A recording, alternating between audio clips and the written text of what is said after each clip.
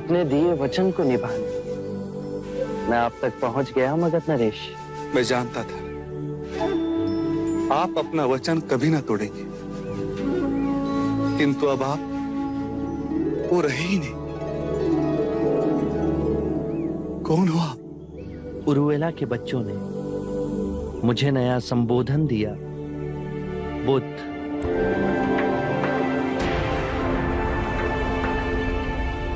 अति श्रेष्ठ। बुद्ध बुद्ध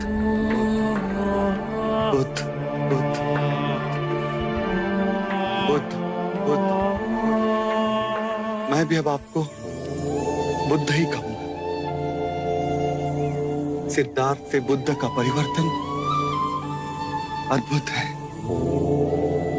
आपका आभामंडल, आपसे झरता शांति का झरना, आपका अभूतपूर्ण सौंदर्य इस बात की हुंकार दे रहा है कि आप उस परम ज्ञान को उपलब्ध हो चुके हो। और मैं चक्रवर्ती राजा होने के बाद भी निम्न ही रह गया। ये ऊंचता नीचता का विचार ही असत्य है। पहले क्षण आपने मुझे अपनी बुद्धि से देखा, इसीलिए आपको हमारे बीच अंतर का विचार आया। उसके बाद आपने मुझे अपनी मन की आंखों से देखा। वहां आपकी चेतना विभाजित ना हो सके। क्या अंतर है आप में और मुझ में?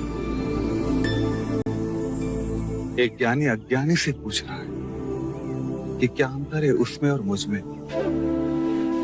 पृथ्वी और स्वर्ग में क्या अंतर है?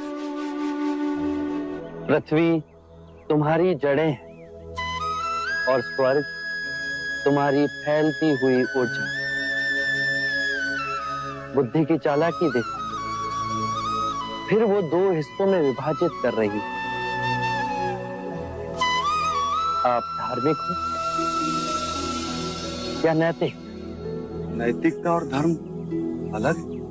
हाँ, नैतिकता स्वर्ग का प्रलोभन देती है, नरक से डराती है, दो हिस्सों में बांटती है।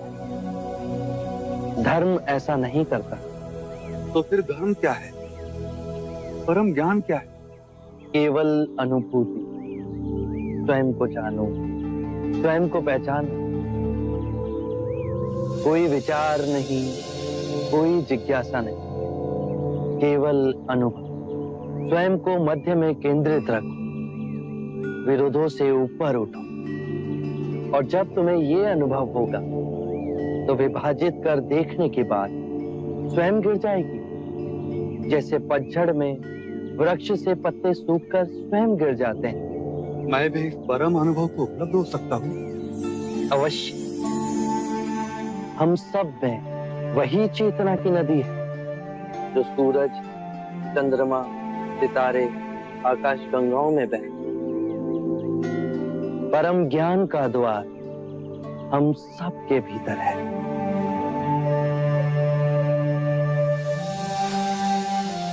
आप मुझे अपना अनुयायी बनाएंगे? अवश्य।